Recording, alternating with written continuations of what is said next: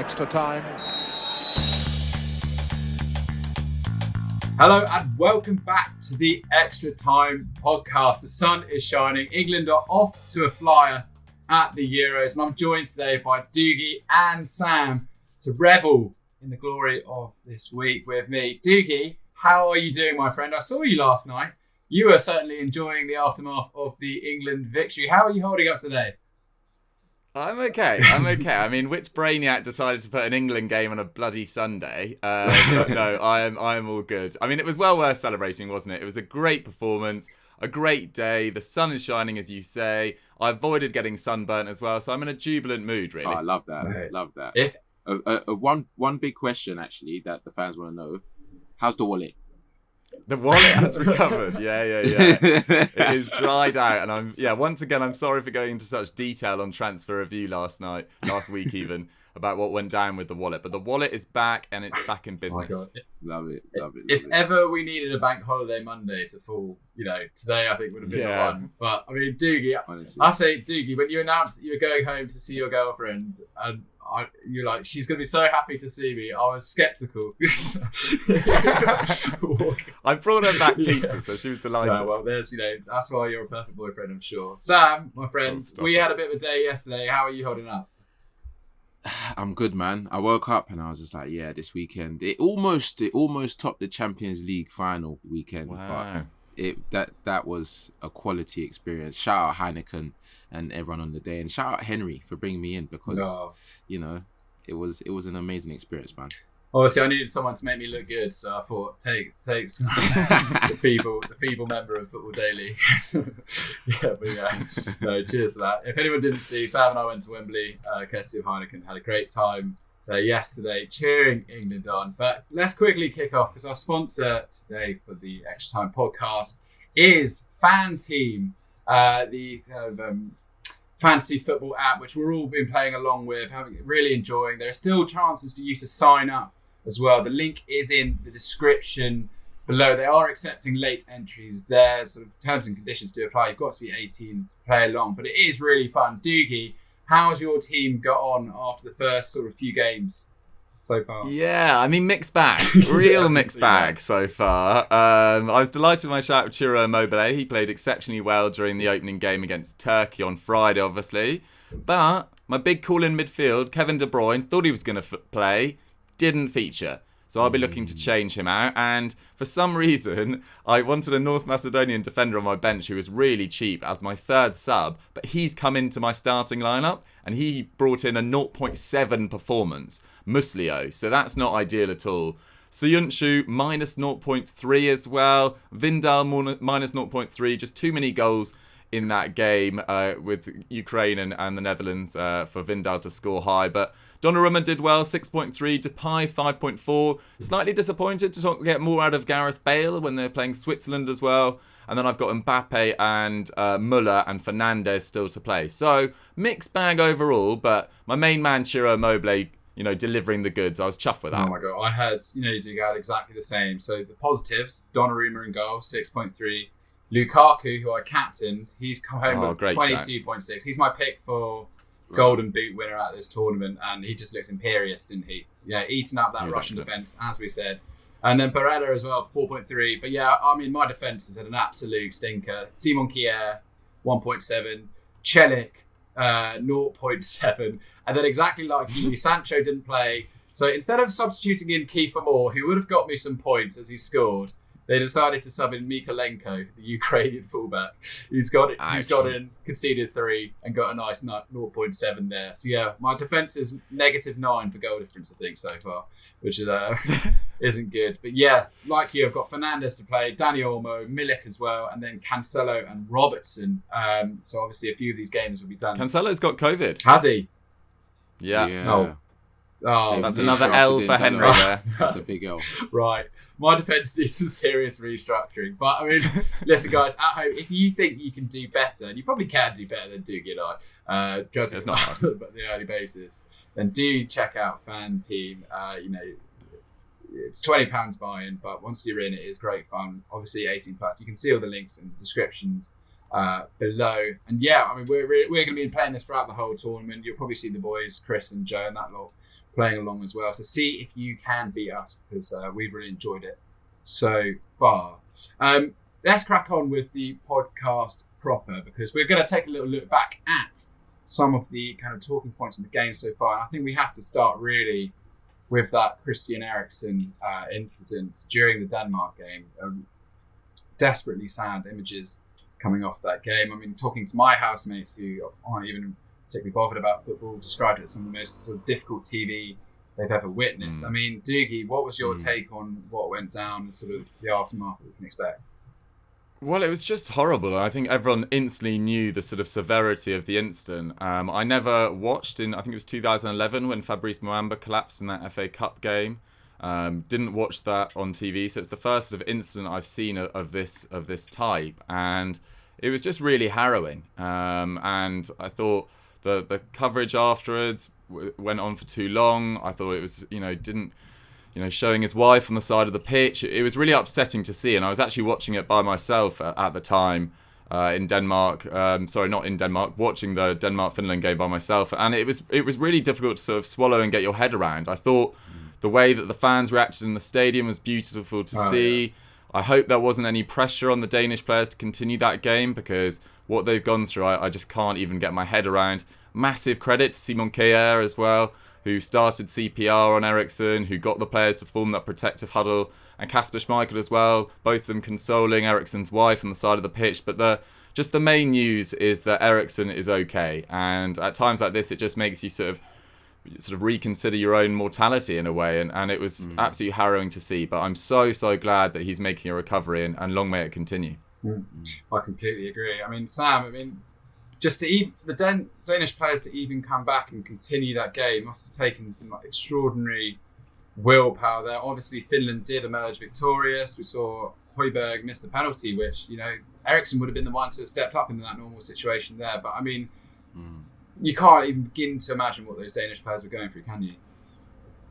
No, definitely not, man. I think when you see situations like that happen to your player, and as a player like Eriksen that is loved in his team again in the world, you can see the way Lukaku celebrated his goal when he said that he loves him to the camera, and that he was almost in tears. I think you can see the severity of the situation. But I like the way the Finland players dealt with scoring as well. They knew the situation. They didn't do over the top. And yeah, man, I think it just makes you realize that, football is one thing, but your health is another. And that's the biggest thing. And a big shout out to the team that ran onto the pitch to deal with him. I saw in the England game yesterday when the physios and that were running on, they really take their job. Obviously it's their job, but the speed that they get onto the pitch and the speed that they get ready for every type of situation is commendable, man. So yeah, it's just a good thing that he's well, and hopefully we'll see him back on the pitch, man. 100% agree. I mean, you really did see kind of how connected the football world is. Really, the players all,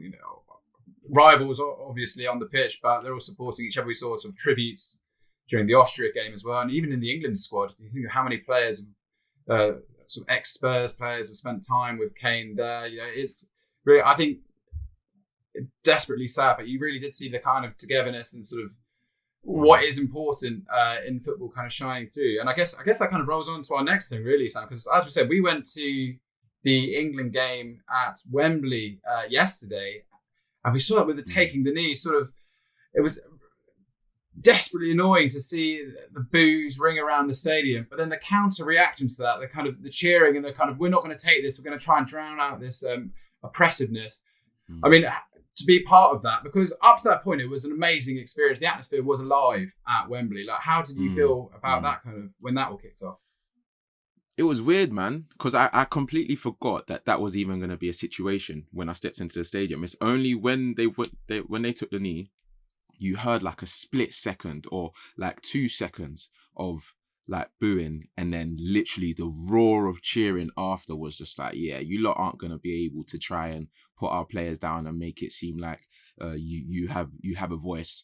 And you see images after, you see 1 second fans booing, and then 1 second they're cheering for Raheem Sterling, who is a black footballer that is been through abuse, that has talked about it countless of times, and now he's doing a gesture to kind of stand against it, and you're booing him. Like, it just doesn't make sense. Speaking or hearing of anyone that tries to go against what the players do, you can kind of see that their brains are just not in the right place in it. So I'm just happy that the fans and the players' reaction after was just much better than those little group of people that tried to ruin it, to be honest. Yeah, I completely agree with you. And actually, I think we saw England really kick off, sort of channel that kind of energy in the first sort of 20 minutes. I mean, Dougie, what was your take on that England performance yesterday? So maybe Gareth Southgate's selections and sort of the whole event as a spectacle, sort of reintroduction of sort of major football back in the UK. Yeah, I absolutely loved it. I was so delighted. I mean, and he shut up the armchair fans like myself who were criticising his selection, because, you know, when the news broke yesterday morning that Trippier was going to be starting at left back, that Tyrone Mings was at centre back, I think most people were a little bit disappointed and a little bit worried, but there was almost no need to worry. I thought Tyrone Mings was absolutely brilliant at centre back. I thought Trippier had a fairly solid game at left back as well. And except for a sort of 10-15 minute spell either side of half time, I thought England were incredibly comfortable, to be totally honest, and should have, and probably, you know, on another day could have scored way more. I thought Phil Foden played excellently on the right wing. I thought Kyle Walker was probably our most disappointing player, but other than that, most of the England side had a very strong game. Harry Kane would probably feel like he could have been a bit more involved in play, but Raheem Sterling completely justified his selection. But I think the main talking point from the game was the guy now being dubbed the Yorkshire Pirlo, Kalvin Phillips, who just like alongside Declan Rice, who I thought was very solid as well, playing a much more attacking role than he does for Leeds as well. He was just absolutely brilliant, just that midfield destroyer, pressing so hard, really good on the ball technically as well, and his run was what created that Sterling goal, with some clever work from Harry Kane as well, pulling away defenders to create the space. So well done to Kalvin Phillips and well done to Gareth Southgate, because it just proves why he's the England manager and not the likes of myself. Yeah, well, I think we can all agree on that one, can't we? Yeah. Oh God, you know, Simon and I were there. If Foden had scored at the start, the whole place would have gone off. If Trippier had put home his free kick, you know, repeats of that Croatia kind of semi-final, it would all gone off. But you're right, Kalvin Phillips, what a player. And today on the podcast, really, we want to look at maybe some of the underrated stars from the opening game, some of the players that out of nowhere grabbed the spotlight. And yeah, Kalvin Phillips is the perfect place to start. Sam, you witnessed it firsthand. You saw the matchup with your own eyes. What did you like? Give us a breakdown of his overall performance and what did you make of him? Because honestly, everyone's calling for Bellingham. Everyone's saying that this is Bellingham's moment. But he's come in and he's performed incredibly well, hasn't he?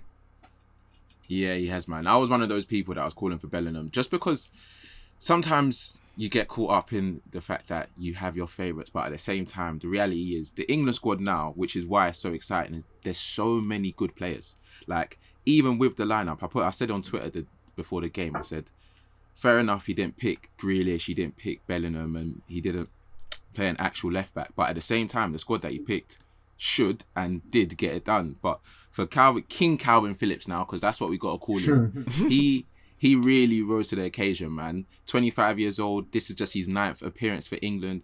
And next to Declan Rice, obviously, like we said, there was a lot of conversation about if they'll be able to work together, if England's being a bit defensive. But you could see the way he was playing, he really dictated the play. He had 2 tackles and interceptions, 2 dribbles, 94 pass accuracy, 1 shot, obviously got that amazing assist for Sterling's goal. And even the position he picked up for that goal, it's like he shouldn't really be there. Like, you know what I mean? But you could kind of see the way England were playing. In those tense moments, he's the one that was picking up the ball. He was the one that was trying to find the players in behind. And for a man that's only played 29 times in the Premier League, that was a very solid game. Like, really and truly, as a newcomer in the Premier League, you kind of understand why Gareth picked him. His numbers are very good. He got 1 goal, 2 assists, 4.4 tackles and interceptions per game, 1.3 key passes, 0.7 dribbles. And like Dougie said, he's been asked to do a different role. I think Declan Rice had an amazing game. His game has gone under the light as well, because he wasn't in a part of like maybe some of the attacks and wasn't on the ball as much, but he was shadowing the back line. Like, every time that Croatia thought that they were going to get an opportunity, Declan Rice was in the perfect place. So just want to give him a quick shout out. But I think, yeah, it was a well-deserved victory for England. like Dougie said, there was 10 minutes on either side of the half where you could think, okay, Croatia, they could take their momentum and maybe score a goal, but Mings was solid. Stones, Walker off of the ball, he was much better than he was on the ball. Yeah. I think his pass selection at times wasn't the greatest, but first game jitters, get out of the way now. But in terms of the actual game, when you look at the stats after it looked like it was 50-50, but when you're watching it, it looks like England still had the control or had better pieces of possession in better places when they were on the ball. So yeah, man, I think it was quality. Tyrone Mings, a lot of people, I was one of those people that said that he shouldn't. I do like him. Don't get me wrong. I do think he's a quality footballer. Not quality. Okay, I'm taking it too far. I think he's good. Yeah, but I like Ben White. Like, I just like Ben White. I think he's a very good centre back. I understand why having a left-footed centre back makes sense, and I guess he silenced the haters as well. He had 4 interceptions, 3 clearances, 90% pass accuracy, 1 key pass, and he shut out their front 3 every time that they were on the ball. Croatia on the ball. Mings was there to cover, there to win the headers. So it was a solid performance, man. I think all of the England players yesterday could be proud of their performances. Even Pickford got out. He was quick off his line as well.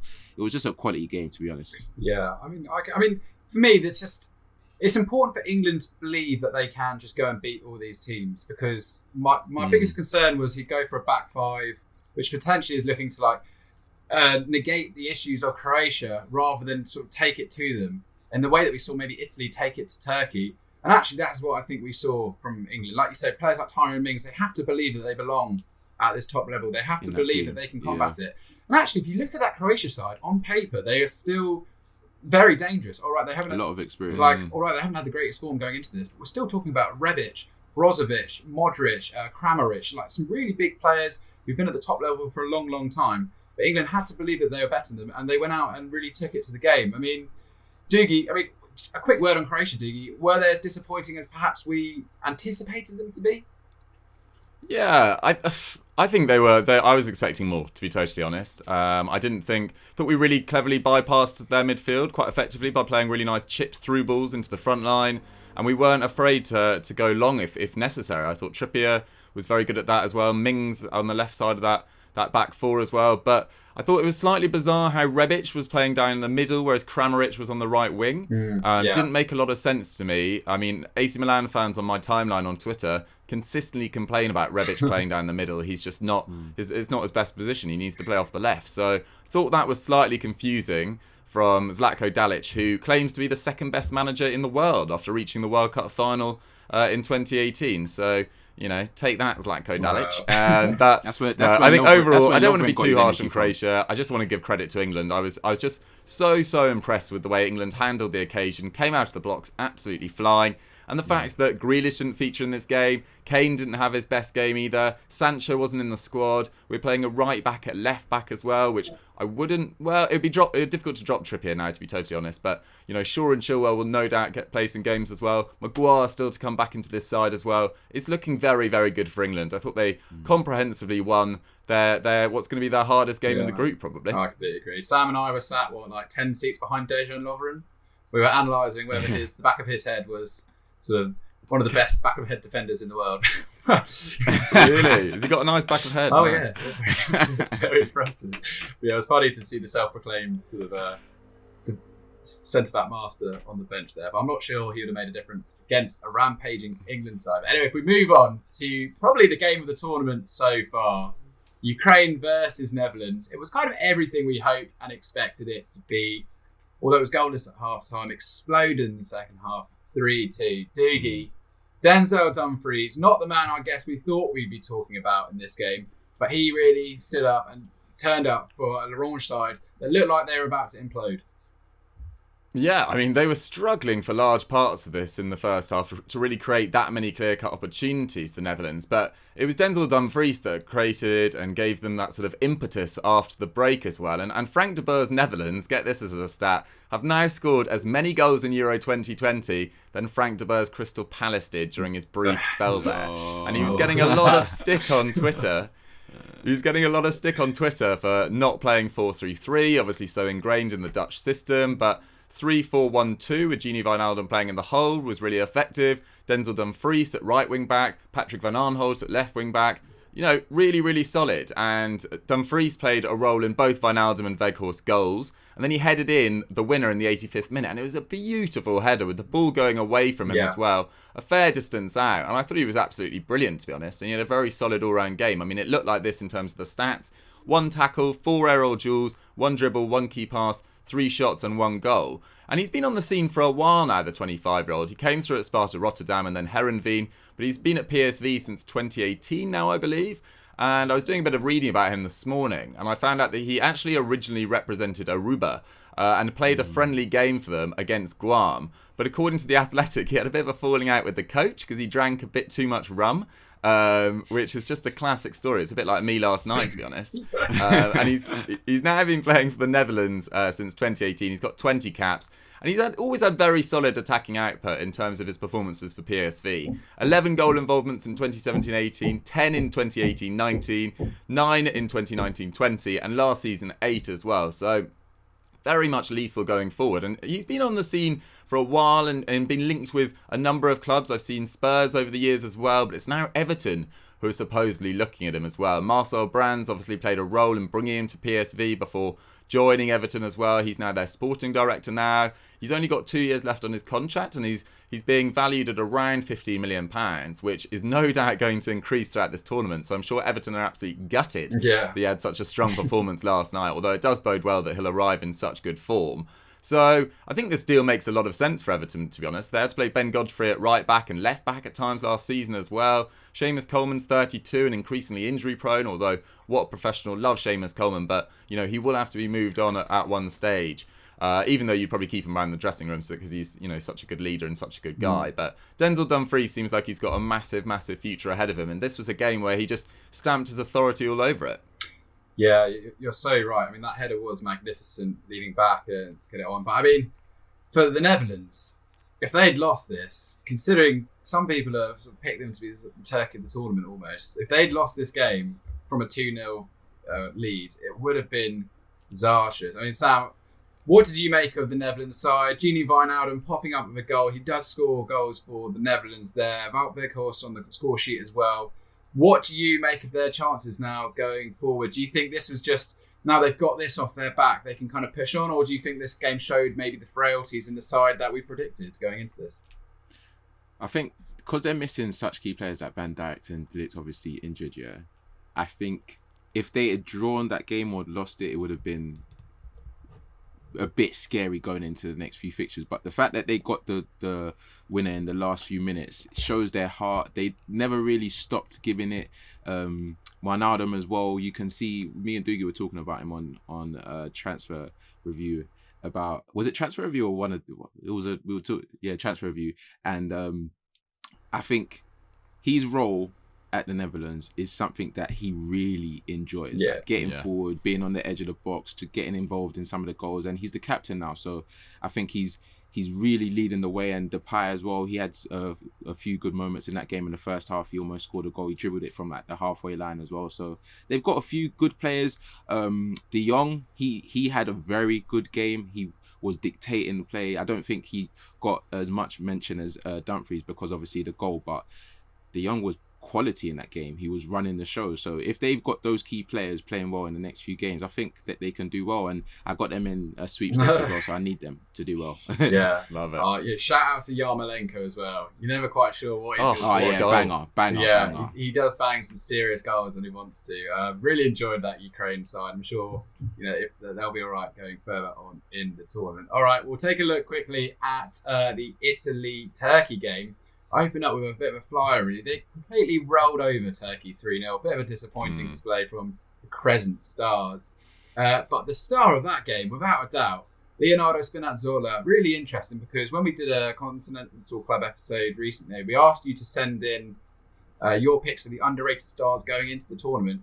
And left-back Spinazzola was one of the names mentioned. Sure enough, absolutely dominant display for Italy in this game. He's 28 years old. He's left-back. But he's known as being a bit of an attacking sort of animal, really. He scored 2 and assisted 4 and completed over 2 dribbles a game in Serie A for Roma this term. And those instincts were abundant display against Turkey in this game. He completed 2 shots, 1 key pass, and completed 3 out of his 4 dribbles. 86% passing accuracy as well. And I mean, this game really just fell into his hands because Turkey sat deep. They just tried to sort of put up 2 walls of defence, trying to negate any of the sort of attacking instincts of Italy. And it just meant that Spinazzola could regularly arrive in the final third and do exactly what he does best. I mean, to give you some context, this is a left back, bear in mind. He only completed 17 passes in his own half. He completed 27 in the opposition half. And I had a look at his heat map for the game. The majority of his play was in the final third of the pitch. I was reading an interview, and apparently Mancini has just encouraged him to get forward as much as possible, to be as dangerous as possible. And he's just completely taken that on board. And it was actually his shot that was rebounded and fell to Immobile, whatever you want to call him. Immobile. Oh my goodness, that wasn't even on purpose. It fell to him to slot home, and he got the UEFA Man of the Match award there. So really strong performance from him. Apparently, I was reading that as they were driving to the game, because it was in Rome, that the people lining the streets was giving all the players goosebumps, and that's like the spirit of international tournament. It's what it's all about. Yeah, it was so good. And actually, you look at that Italian left flank now. They've got Locatelli providing cover, because the problem is, if Spinazzola does bomb forwards, he's leaving Chiellini by himself, and Bonucci and Chiellini are not the 2 players that you want to be sort of isolated, are they? But luckily, they've got Locatelli maybe to drop in there and provide some cover. Then Insigne was playing further forward as well, and he got on the score sheet too, with a really excellent take and finish late on in the game when Turkey just looked a bit ragged there. But Spinazzola, I mean, what an amazing sort of turn up for him, because he's only recently kind of joined the Italian setup, maybe a bit of an underrated player, like we said, from Roma there. Jose Mourinho will be rubbing his hands at what he saw from his player there. But I mean, Dougie, how impressive were Italy? Because I've had a big debate with people on Twitter whether or not they can be classified as a dark horse. I don't believe they are a dark horse. I believe they are a proper horse. I don't know. They're the stallion of the European game. I don't think anyone... Italian stallions. They are the Italian stallions. Exactly right. I think it's criminal to suggest they're underrated going into this. That's now 29 games unbeaten. How dangerous do you think they're going to be going throughout this tournament? Hugely. I mean, I do slightly worry about their centre-back options. I don't think they're picking their best duo. I think Alessandro Bastoni, I'm not sure how he's not starting for that side as well. I think he's excellent. Brilliant for Inter Milan this year as well. But as you say, Roberto Mancini's side, I don't think they've lost since 2018. And seems like they've got a really nice balance to their attack as well. I thought Berardi on the right-hand side, there was a couple of dodgy moments, but generally really, really strong. And I feel like I put it on Twitter at the weekend. I think he's been one of Europe's most underrated players for quite a while now. So good for Sassuolo for a number of years. And I was trying to do some research last season, I think, about why he hasn't got a major move yet. And supposedly it was because he was a bit of a hothead in his youth. A lot of red cards, but he seems to have, got that under control. And I thought he was brilliant in this game as well. So Italy, favourable draw in terms of the group as well. If they pick up a lot of momentum, I'd expect them to reach sort of at least the quarterfinals and definitely a strong shout for a semi-final and potentially even a final. Yeah, completely agree with you. Italian stallions all the way, pretty easy. All right, Sam, let's move on to the Belgium game where Lukaku obviously was the star of the show with his double. He's going for that golden boot, I'm telling you now. Anyway, but we've decided to include Thomas Meunier as maybe the underrated star of this match. Now, this is a bit of a running joke between Dougie and I, because I love Thomas Meunier, and You're in a one-man Thomas Meunier fan club. I really am. Him and Club Bruges are my sort of heartbeat. But I back Thomas Meunier to be a great addition to Dortmund this year, and I'll be the first to admit that he's not been particularly special for them. I don't think any Dortmund fans would disagree with that statement either. However, after coming on as a substitute after 27 minutes, you can't deny that Thomas Meunier had a huge impact on unlocking this fairly stubborn Russian side. Yeah, man, like you said, he came on in the first half for Timothy Castagna, obviously a much younger option. But I think Meunier showed his maturity, showed why Belgium have brought him as well. He grabbed the second goal after the Russian keeper made a mistake from Torgan Hazard's cross, tucking away his 8th goal in 48 appearances for the Red Devils, and then he provided the beautiful assist for Lukaku's first goal, his second goal that obviously had the emotions involved with Eriksen. But I think aside from those the goal and assist, he was just giving the Russian defense a lot to think about. His numbers: he had 1 interception, 1 aerial duel, a 90% pass accuracy, 2 key passes, 1 shot, 1 goal, 1 assist. Like, that's numbers for like a right winger or a left winger. So I think he definitely showed Martinez why he should be contention for starting the next game. And obviously, given Castagna has broken his eye socket, and I haven't seen it, but apparently it looks nasty. I think he is going to start playing right wing back in that system. So if he carries on giving that those performances for Belgium, I think they're not going to have that much to worry about on that side. But I think Belgium, they're not a dark horse. I think because of obviously their golden generation, everyone kind of saying that this is the last opportunity that they have to really win something big. But I think the performance that they had against Russia without the likes of Hazard had like a little cameo in the last 20 minutes. KDB was still left in Belgium nursing his cheek injury or his jaw injury. I think they're a big threat for this competition, and Lukaku's bagging goals. So whoever's got Belgium in the sweepstakes, you're in good hands, man. But Martinez can't believe his misfortune. 2 players with sort of roughly broken eye socket, broken cheeks going into this tournament. But yeah, I mean, Dougie, it looks like they're going to be pretty hard to stop. If they get momentum, certainly through this group, which it looks like they will, if they get momentum, Belgium do look like they're going to be a difficult team to take on, aren't they? Yeah, absolutely. I mean, I think they averaged 4 goals a game in qualifying. They're the number 1 ranked team in the world. I thought they were excellent here, to be honest, against a really, really weak Russia side, it has to be said. I thought Russia just were nowhere in this game. Didn't really seem to have the same energy levels that they had in 2018 at that home World Cup, which I just can't work out why they don't have that. No, I'm joking. Don't want to insinuate anything, but it was a very limp display from Russia, and Lukaku just dominated this game. I loved his second goal, just that confidence when he's straight through, never looked in doubt, took it on his weaker right foot and just slotted it home. And Belgium, as Oba says, if they build up some momentum through this competition, they're going to be really tough to watch as well. Tough to stop, sorry, not tough to watch. I think they'll be great to watch. And it's been a solid start to the tournament from a lot of the big sides as well. I think Belgium, great display. England as well, of course. So, people, and Italy, of course, as well. So the big dogs have delivered so far, really. Yeah, I feel like there's a Dougie conspiracy page coming on, Dougie. He's also got an OnlyFans where he's going to wax his chest at the end of the tournament. He's already admitted that. If England win, yeah, okay, sure. Get excited for that. Who wants to see that, though, really? I don't know. Interesting. But anyway, we'll stick it. You can do the waxing, Henry. Wow, there we go. I'm not sure it'll be better going to Wembley to watch England or doing that. We'll see. But yeah, let's keep on the subject of strikers. Because like you said, Lukaku, unreal. Someone who certainly has had a bit of an underrated season going. This is Breel and Embolo of Switzerland. Bruce, you mentioned Gladbach forward. Dougie. I don't know about you, but I mean, he was amazing against Wales, and I was quite surprised because he's not been particularly present always for Die Fohlen throughout the season, has he? Yeah, he's been in and out of the side, to be honest. I think most of the Gladbach starting lineup will be slightly disappointed with how their season panned out, to be honest, particularly after it was announced that Marco Rose was moving on. They slightly collapsed, and the only player that probably played to their top level all year was Jonas Hoffmann. I've also seen that Florian Neuhaus is being linked with the Liverpool move as well. He's got a fantastic range of passing, can play in a more defensive sense and attacking sense. I think he'd be a great signing for £35 million. I probably wouldn't spend any more than him on him right now as it is. But yeah, Breel and Embolo in this game was picking up all sorts of space. Switzerland really came into it in the second half, and in the end, I think Wales were fairly fortunate to walk away with the draw from this game.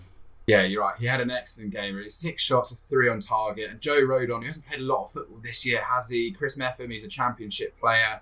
And even Danny Ward in goal. He had a great game, but hardly even features. But, I mean, Embolo just looked streaks ahead of them in this match too. Created 2 big chances, completed 4 dribbles and won 4 aerial duels. He really looked up for this game. Got his goal as well. And maybe one to watch later in the tournament. I certainly underrated the Swiss side going into it, but they do look like they've been together for a long time now. They've got a sort of quite a steady core of seasoned pros in Xhaka and Shaqiri as well. Jan Sommer in goal, let's not forget.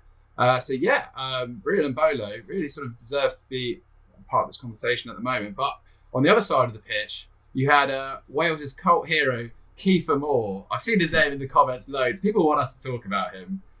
He's a really kind of charismatic, interesting guy. 6'6". He's a former lifeguard.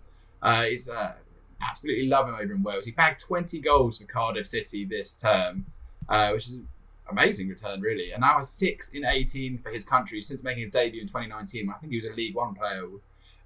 So he's come a long way, really. And what a way to cap off his rise in the past few years. He's about 28 now and getting on the score sheet against the Swiss. He was, along with Dan James, who I have to say was really impressive on the left-hand flank. He was easily their main threat and trying to provide. I mean, because the thing is, if you've got someone who is 6'6" in the box with an eye for goal with his head, then you just got to try and figure out a way to get it to him, really, don't you? And that was what they kind of ultimately, it was how Wales got back into this game. Kieffer Moore almost scored in the first half with an excellent save from Jan Sommer, but nothing he could do about the second one. All in all, 3 shots, 2 headers on target. It was feeding off scraps really throughout most of the match there. Also had to make 4 clearances in his own defensive third, but Kieffer Moore delivered when he was called upon, and amazing debut for him in an international tournament. I am worried about Wales' chances really going forwards. I don't think they're going to get past this Italian side at all. And then Turkey are certainly going to have to change their sort of mentality for that game too, because that's now a massive, massive must-win match for both of those sides, isn't it? Really looking forward to watching that one there. But yeah, tricky for Wales, but fair play to Kieffer Moore, finally getting the airtime he deserves on Football Daily. But yeah, that's it really. That's our look at the underrated stars from the first round of Euros games. Dougie, was there anything else that you saw in the competition so far? Is there anything else you're looking forward to that really, anything that grabbed your attention you thought from the games that you've seen? I mean, I was pleased that North Macedonia grabbed a goal. Yeah. I thought Goran Pandev as well, their sort of cult hero. I wrote EFD Explained over the weekend on North Macedonia, which you guys should all go and check out because they've got a fascinating backstory. So I was really pleased they grabbed a goal, and he continues his magnificent record. He scored more goals for North Macedonia than any Italian has for Italy in history. Really? Which was my favourite stat of EFD Explained. Any Italian, Colombian, Senegalese or Scotsman. So shout out Goran Pandev, incredible goal scoring record. But yeah, that was my big moment of the weekend as well. Yeah, all right. Sam, what about you? Being at Wembley. Oh, big time. Big time. To watch the England game. Cool. I can't lie to you. That was honestly one of the best experiences that I've ever had. The last time I went to Wembley, I watched England versus Nigeria, and obviously my loyalties were split there. But this time, I was just a full England supporter. Sang the national anthem. Saw the boys celebrating. Saw Mizzy Mount in action. It was a great day, man. It does sound ideal. I will say, Sam didn't turn up in an England shirt. It was disgraceful, and it deserves to be. It deserves to be criticised across the footballing community because. I said to him, what deserves to be criticised is the fact that you told me to wear trousers in 26 degrees when everyone else was wearing shorts. Well, you deserve, and I actually stuck to that. You deserve that punishment after turning up in a regular t-shirt. He claims, I'll just have it on note, he claims it is because he's got too big in lockdown.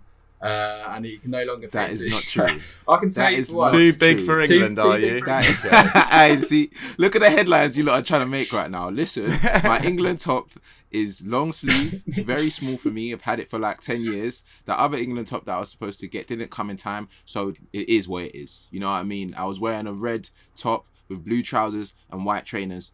All the colours you need to represent England. So no one get on. Oh, but you had an extra year to get your top ready. You did. You really did. I did. Poor preparation leads to poor results. I've told you 1,000 times, man. Yeah, true. You claim it's because you got bigger. I can tell you, I saw him firsthand. He's been slacking off. Sam has been drinking. Don't believe the morning Instagrams. Don't believe the whole in the gym. He's just there by the vending machine having a little count of drinks. I've heard he's stored the footage from last year anyway. It's pretty long. The haters, man. Instead of you lot to join me on my journey, instead of you to join me, you're just hating. Mate, it's calm. That journey is only in the traffic jam. I'm telling you, I'm not interested in it. quick shout out as well to that Stefan Leiner goal, the first goal for Austria, because that was actually unreal. Oh, yeah. Sabitzer cross, the finish, the slow motion in the air, absolutely love that. But yeah, that's our sort of take on the opening round of fixtures. Dougie, have you got anything you've been working on aside from the Macedonia project that you want to push? Not so far. I mean, I'm about to start writing FD Explained on N'Golo Kante, which will be coming out this weekend on Football Daily, so check that out. But yeah, just my only thing to say is just sign up to Fanteam. Yeah. £200,000 on the line. Well worth getting involved with. Yeah, second that. £20 to enter. You get £105 million to build your squad. It's actually quite easy to do that, looking at some of the players as well. So you can definitely get the dream team out there. Don't make sure they're not like Dougie or I. So get on Fanteam. The link is in the description below. So do have a look at that. You have to be 18 plus to play along. T&C apply. Sam, just quickly, what are you working on Snapchat this week? If you want to hear about the Giroud and Mbappe situation and how it's not over, even though it should be, go over to Snapchat, subscribe, and I'll tell you what's happening. Love that. The biggest French meltdown you could possibly imagine. What he takes. Love to see it. Anyway, brilliant. Thank you so much, everyone listening at home. Another episode of Extra Time. Whatever platform you're listening to, on Spotify, whatever it might be, or on YouTube. We really appreciate it. Get in the comments about what you want to hear from us next time. That's it from me, Dougie and Sam, and we'll see you next time. Bye-bye. Bye. Peace.